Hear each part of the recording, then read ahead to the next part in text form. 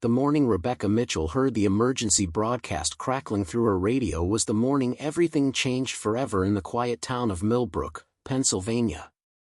She had been tending to her small garden behind the duplex she rented on Maple Street when the automated voice began repeating the same chilling message about staying indoors and avoiding contact with infected individuals, but by then the screaming had already started 3 blocks away.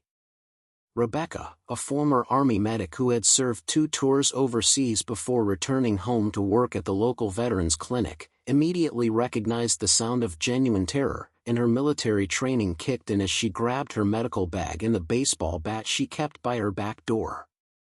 The streets were already chaos when she stepped outside, with neighbors running in every direction while others stood frozen on their porches, staring in disbelief at the figures stumbling through the morning mist with an unnatural, jerky gait that made Rebecca's blood run cold. She watched in horror as Mrs. Patterson from next door was tackled by what had once been the mailman, his uniform torn and bloodied, his eyes vacant and hungry as he bit into her shoulder with a sickening crunch that would haunt Rebecca's dreams for months to come. Racing toward the screams, Rebecca nearly collided with Diana Rodriguez, the high school history teacher who lived 2 streets over, as they both rounded the corner of Pine Avenue at the same moment. Diana clutched a kitchen knife in one trembling hand and her young daughter's school backpack in the other, her normally composed demeanor shattered by the nightmare unfolding around them. Without exchanging words, both women instinctively understood they were stronger together than apart, and they began moving methodically through the residential area, checking houses for survivors while avoiding the growing number of infected that seemed to multiply with each passing hour. Their first real test came when they encountered Maya Thompson, the tough-as-nails mechanic who ran the auto shop downtown, barricaded inside the Riverside Elementary School with Grace Williams, a 17-year-old track star who had been helping with summer maintenance when the outbreak began. Maya had already proved her resourcefulness by reinforcing the school's entrances with desks and filing cabinets, while Grace's speed and agility had allowed her to scout the building's perimeter and confirm they were temporarily safe from the growing horde outside. The 4 women spent their first night together in the school's cafeteria, sharing whatever food they could find while Rebecca used her medical training to treat the minor cuts and bruises they had all sustained during their harrowing escapes from their respective neighborhoods.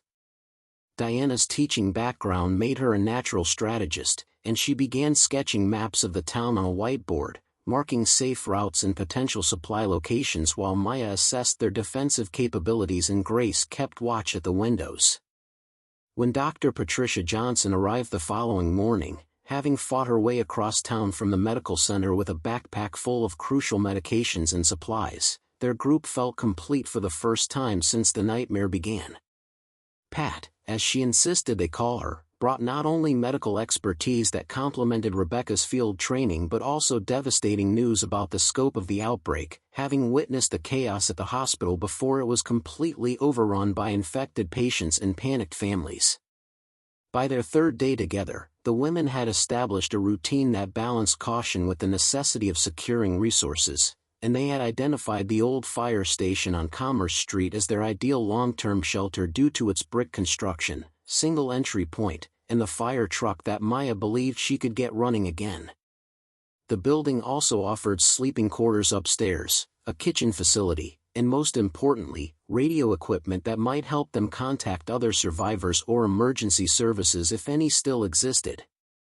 Moving to the fire station required careful planning and split-second timing, as the streets between the school and their new sanctuary were crawling with infected, but Grace's reconnaissance missions had revealed a pattern to the creatures' movements that Diana believed they could exploit.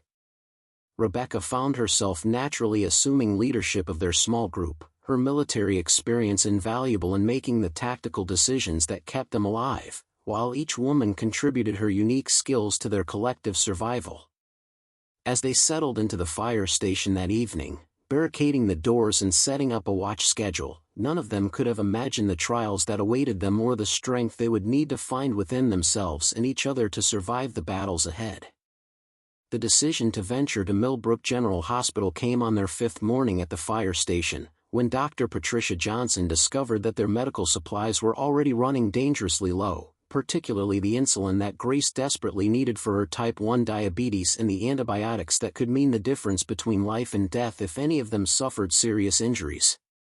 Rebecca had been reluctant to authorize such a dangerous mission, knowing that hospitals had been among the first locations to fall during the initial outbreak, but when Pat explained that Grace had perhaps 3 days of insulin remaining, the choice became clear despite the terrifying risks involved.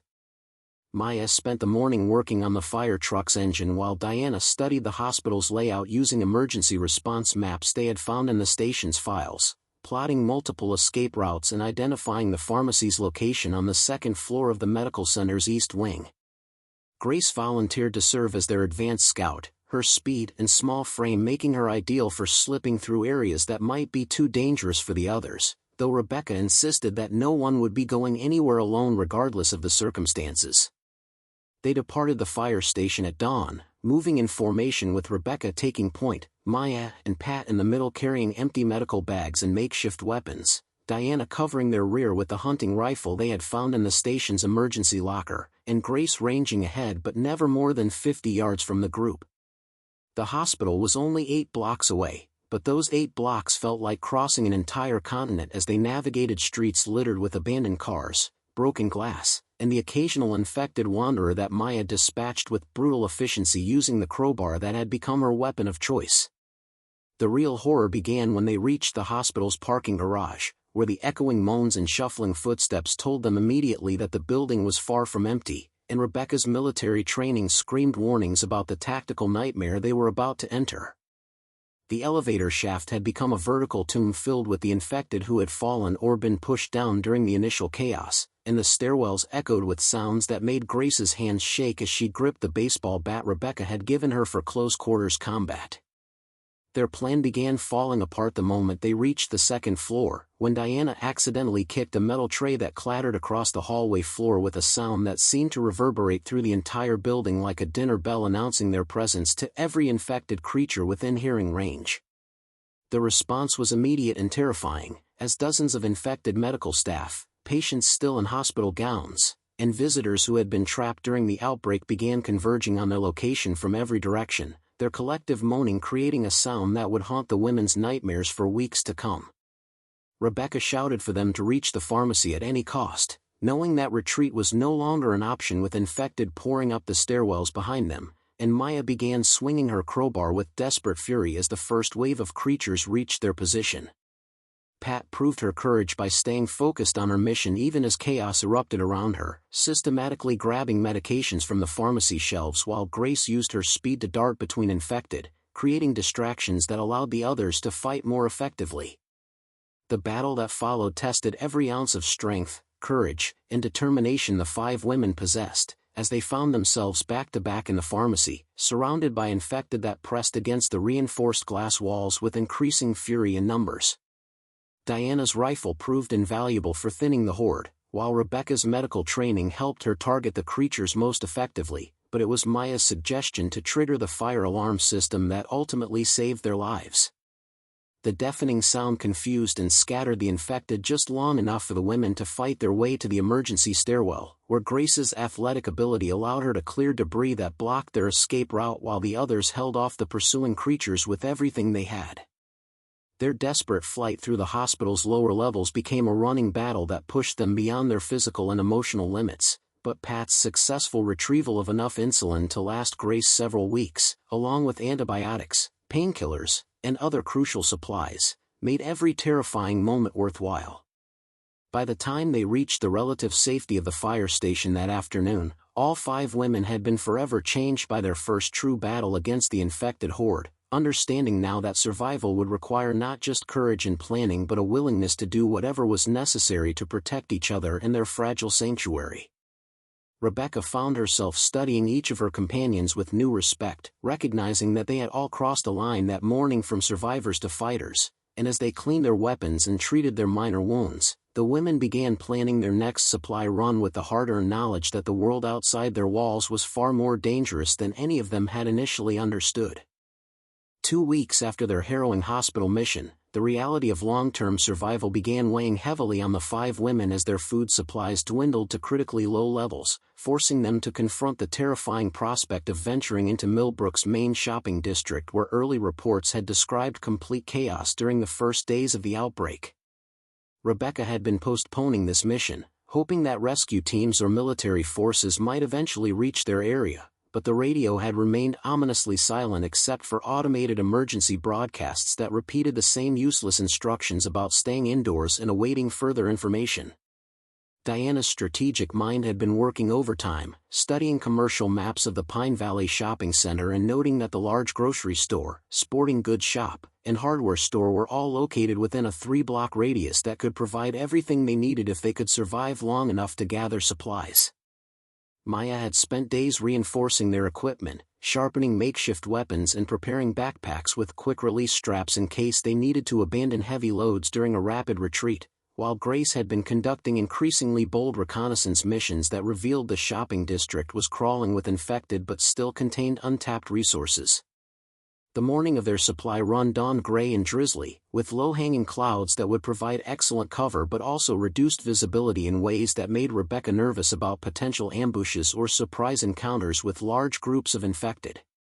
Pat had insisted on joining the mission despite Rebecca's concerns about risking their only doctor, arguing that someone with medical training needed to help identify useful pharmaceuticals and first aid supplies that might be available at the shopping center's drugstore. Their plan was ambitious but necessary, involving a coordinated strike on multiple stores with predetermined rally points and escape routes, though Rebecca knew that even the best planning could fall apart quickly when faced with the unpredictable behavior of infected hordes.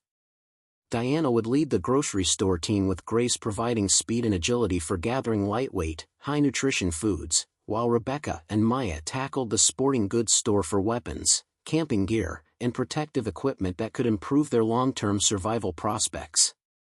The shopping center presented a nightmare landscape of overturned cars, scattered merchandise, and broken storefronts that spoke of the panic and violence that had consumed the area during the initial outbreak, but what truly unsettled the women was the eerie silence that hung over the complex like a heavy blanket.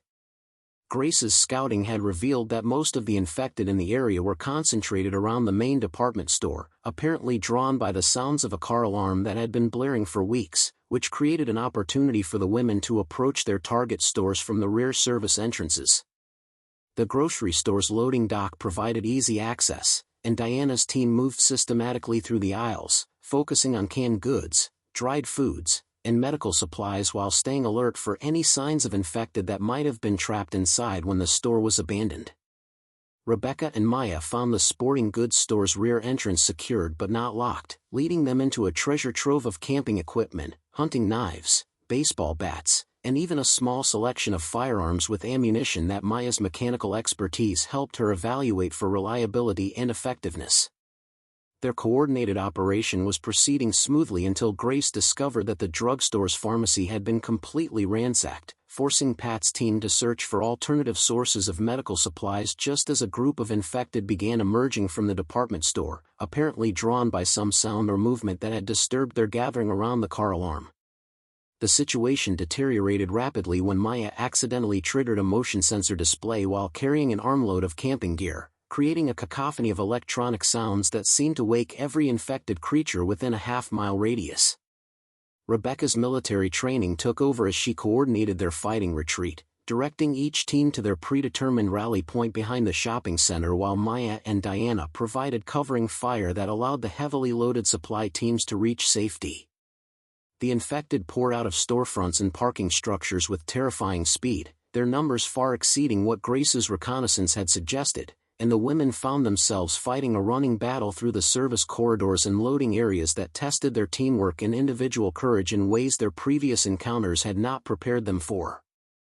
Their escape from the shopping center became a masterclass in tactical retreat, with each woman using her unique skills to ensure the group's survival while protecting the precious supplies they had risked everything to obtain. By the time they reached the fire station that evening, exhausted and shaken but successful, they had gathered enough food and equipment to sustain themselves for several months, along with weapons and gear that would significantly improve their defensive capabilities. The mission had also revealed important information about infected behavior and movement patterns that would prove crucial for future operations, though the women now understood that each venture outside their sanctuary brought them closer to encounters that might test the very limits of their courage and determination. The stranger appeared at their gates on a rain-soaked Thursday morning, 3 weeks after their successful supply run, introducing himself as Marcus Thompson and claiming to be a former police officer from the neighboring town of Riverside who had been searching for survivors ever since his own group had been overrun by a massive horde near the interstate bridge. Rebecca's initial instincts told her to be cautious about anyone who managed to survive alone for so long in infected territory, but Marcus presented a compelling story about escaping from Riverside with crucial information about military evacuation points that were supposedly being established 50 miles north of their location. Maya immediately distrusted the newcomer, pointing out that his police uniform was remarkably clean for someone who had supposedly been fighting through zombie-infested territory for weeks, and she noticed that his service weapon appeared to have been recently cleaned and maintained despite his claims of constant combat. Diana found herself torn between her natural inclination to help fellow survivors and her growing concerns about Marcus's vague answers regarding his previous group's fate, while Grace observed that his knowledge of the local area seemed surprisingly limited for someone who claimed to have lived in the region his entire life. Pat remained characteristically analytical, noting inconsistencies in Marcus's story about medical facilities he claimed to have visited, but she also recognized that paranoia could be just as dangerous as misplaced trust in their current situation. The tension within their group escalated dramatically when Marcus began questioning Rebecca's leadership decisions, suggesting that their defensive strategy was too passive and that they should be actively seeking out other survivor communities rather than remaining isolated in the fire station.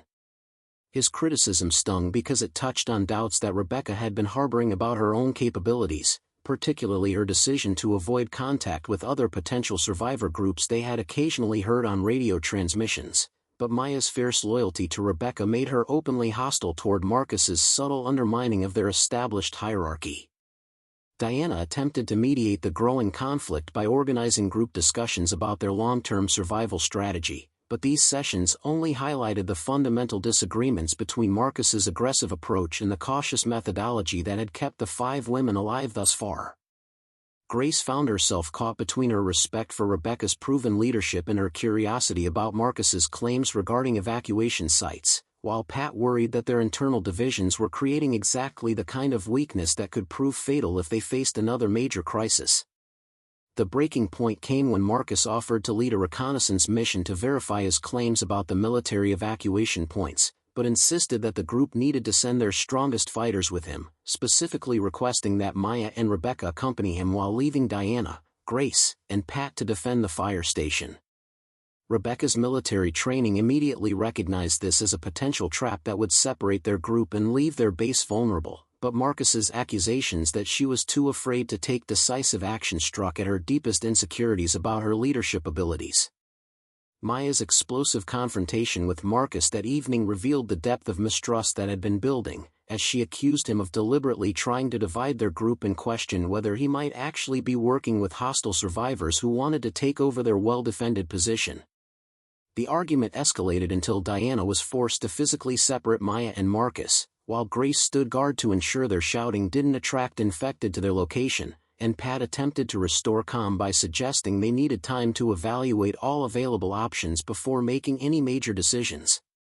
Rebecca spent a sleepless night wrestling with the most difficult leadership decision she had faced since the outbreak began, knowing that her choice would either strengthen or potentially destroy the unity that had kept her companions alive through countless dangers. The next morning, she announced that Marcus would be allowed to remain with their group under strict conditions, including supervised duties and no access to weapons or critical supplies until he could prove his trustworthiness through his actions rather than his words. Maya's angry reaction to this decision created the first serious rift in their previously unified group, as she accused Rebecca of putting misplaced compassion ahead of their collective safety, while Diana supported the decision as a reasonable compromise that maintained their humanitarian principles without completely abandoning caution.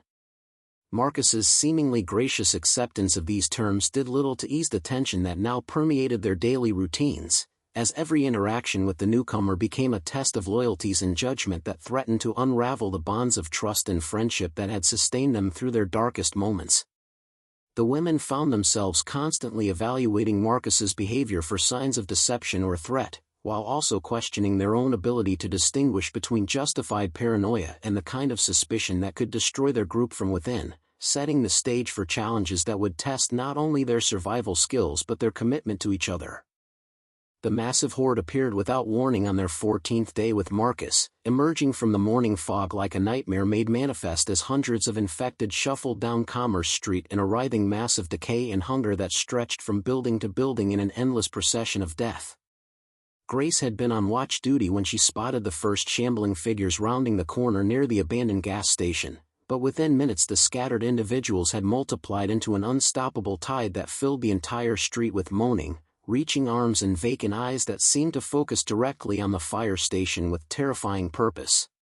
Her panicked shouts brought the others running to the upper windows, where they witnessed a sight that chilled them to their very cores as infected continued pouring into view from multiple directions, suggesting that this was no random wandering group but rather a massive convergence that had been building somewhere beyond their awareness. Rebecca's military training kicked in immediately as she began shouting orders for emergency defensive positions, while Maya ran for the radio equipment to send out desperate distress calls that might reach other survivors or military forces, though deep down they all knew that help would not arrive in time to save them from the approaching catastrophe. Marcus surprised everyone by immediately taking charge of reinforcing their lower defenses, his police training proving invaluable as he directed Diana and Pat in stacking furniture and equipment against the station's main entrance while Grace used her speed to secure the upper-level windows with whatever materials they could find. The irony was not lost on Rebecca that their most trusted companion was now working alongside their newest and most questionable member to prepare for a battle that would determine whether any of them would see another sunrise. But survival instincts overrode personal conflicts as the infected began pressing against their barriers with increasing pressure in numbers. Maya's mechanical expertise became crucial when she realized that the fire truck's water pumps could be used as weapons, rigging hoses to spray high-pressure streams that could knock down infected and create temporary gaps in their assault, while Diana positioned herself at the upper-level radio room where she could coordinate their defense and maintain communication with anyone who might be monitoring emergency frequencies. The sound of hundreds of infected pressing against their building created a horrifying symphony of scraping fingers, grinding teeth, and endless moaning that seemed to penetrate every corner of their sanctuary and test the sanity of everyone trapped inside. As darkness fell, the siege intensified beyond anything they had imagined possible, with infected climbing over each other to reach higher windows while others began battering against reinforced doors with mindless persistence that gradually weakened even their strongest barriers. Pat proved her courage by volunteering for the most dangerous position at the main entrance, using a makeshift spear to thrust through gaps in their barricade while Rebecca provided covering fire with one of their precious rifles, each shot carefully aimed to maximize damage while conserving their limited ammunition. Grace's athletic abilities allowed her to move between defensive positions with messages and supplies, dodging debris and broken glass while maintaining the communication that kept their coordinated defense functioning even as exhaustion began taking its toll on everyone's effectiveness. Marcus demonstrated his tactical knowledge by suggesting they use fire as a weapon, igniting containers of gasoline and motor oil that Maya had stored for the generator, creating blazing barriers that forced the infected to approach from predictable directions where the women could concentrate their defensive efforts. The longest night of their lives became a test of everything they had learned about survival, teamwork, and the depths of human determination when faced with seemingly impossible odds, as each woman discovered reserves of strength and courage she had never known she possessed. Maya's improvised flamethrower, constructed from cleaning supplies and a garden sprayer, proved devastatingly effective at clearing infected from their immediate perimeter, while Diana's strategic coordination from the radio room allowed them to anticipate and counter the horde's mindless but relentless assault patterns. Rebecca found herself fighting alongside Marcus with a trust born of shared desperation, recognizing that whatever his previous deceptions might have been, he was now fully committed to their collective survival, and his police training complemented her military experience in ways that maximized their defensive capabilities. As dawn finally broke over a scene of unimaginable carnage surrounding the fire station, the women realized that their sanctuary had been compromised beyond repair, with structural damage and the lingering presence of countless infected making it impossible to remain in the location that had sheltered them through so many previous dangers, forcing them to confront the terrifying reality that they would need to abandon everything they had built and venture once again into the hostile world beyond their walls. The decision to abandon the fire station came at noon on the day after the siege, when structural damage from the infected assault made it clear that their sanctuary could no longer provide adequate protection, and the lingering presence of dozens of infected wandering through the debris-strewn streets meant that staying would only invite another attack they might not survive. Rebecca had spent the morning conducting a thorough assessment of their situation, cataloging their remaining supplies and evaluating the building's compromised defenses, while Maya worked desperately to repair the fire truck that would serve as their only hope of reaching the military evacuation point that Marcus continued to insist was located 50 miles north near Lake Morrison. Diana's maps showed multiple possible routes through the countryside, but each path presented unique dangers including infected overrun towns, collapsed bridges, and stretches of highway where abandoned vehicles could trap them in killing zones with no escape routes.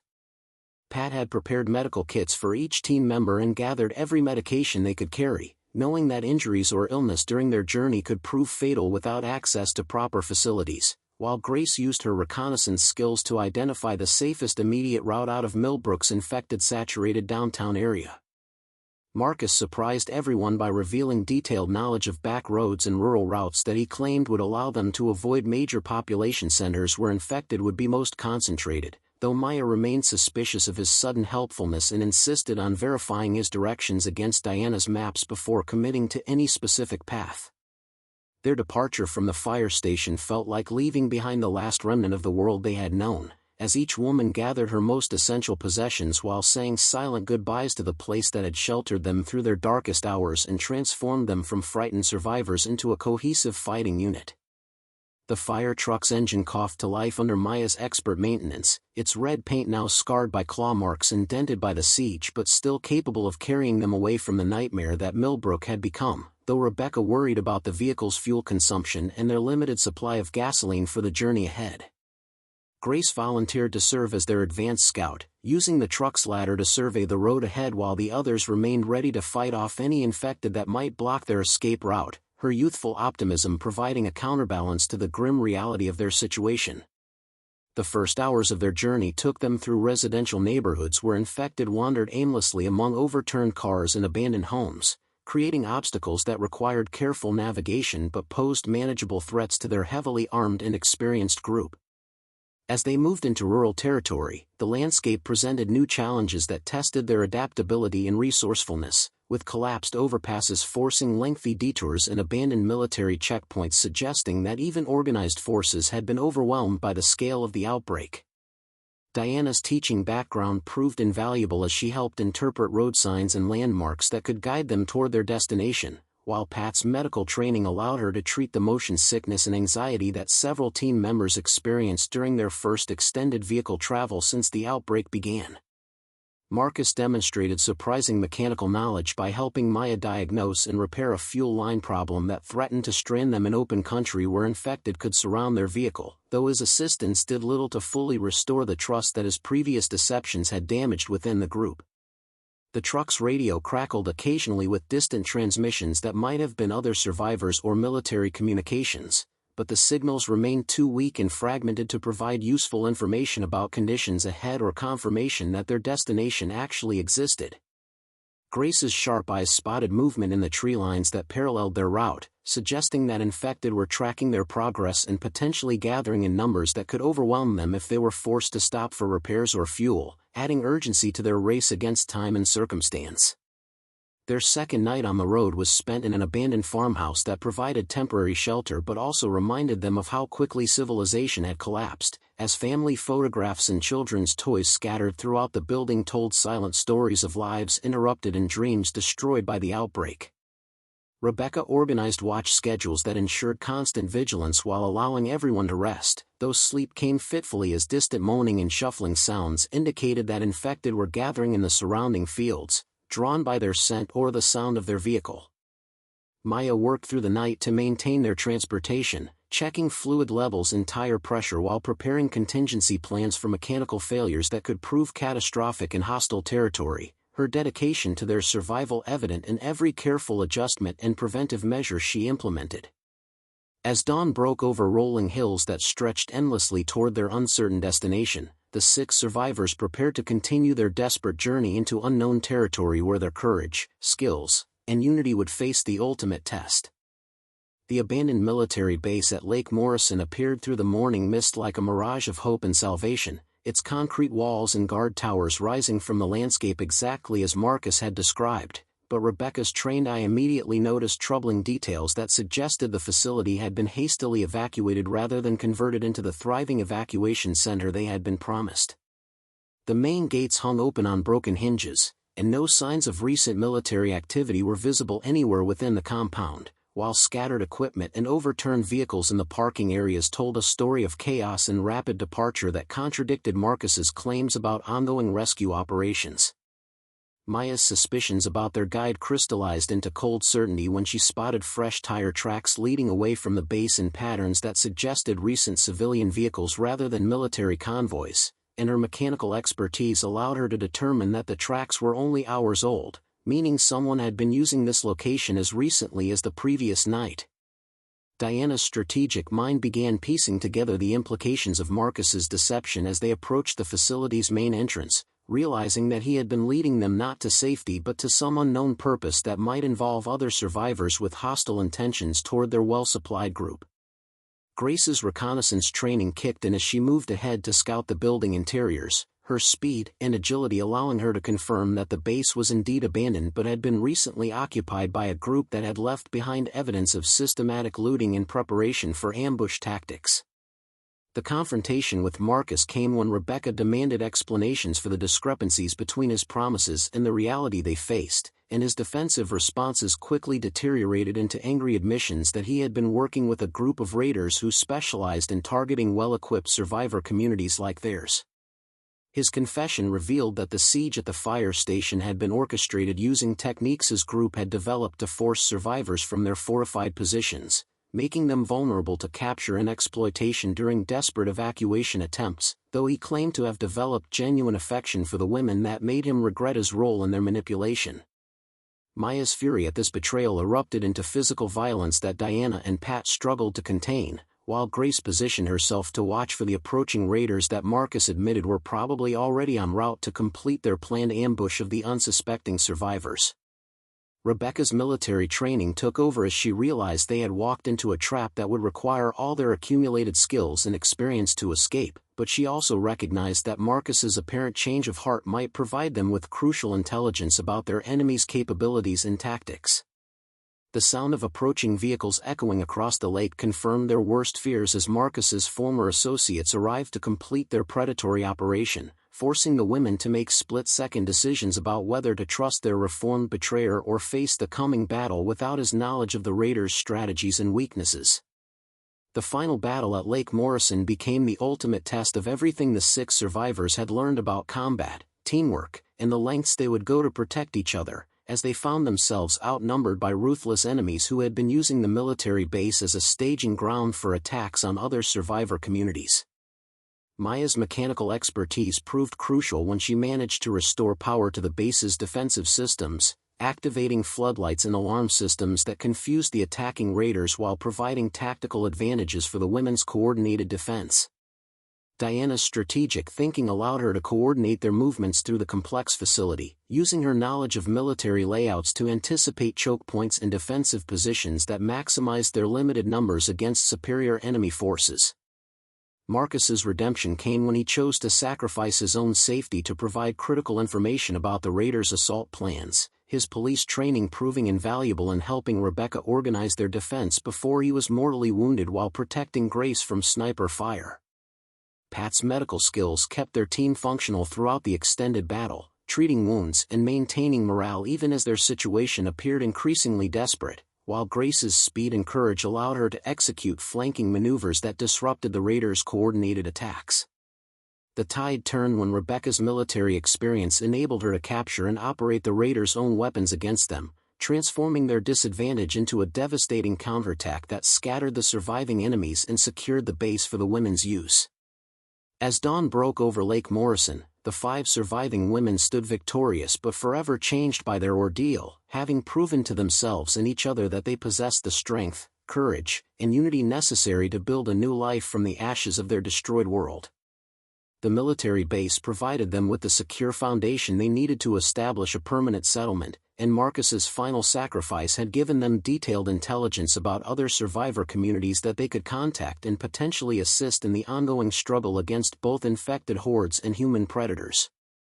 Their journey from frightened refugees to hardened survivors was complete, but their story of hope, resilience, and the unbreakable bonds of sisterhood forged in the crucible of apocalyptic survival would continue as they worked to rebuild civilization one rescued survivor at a time.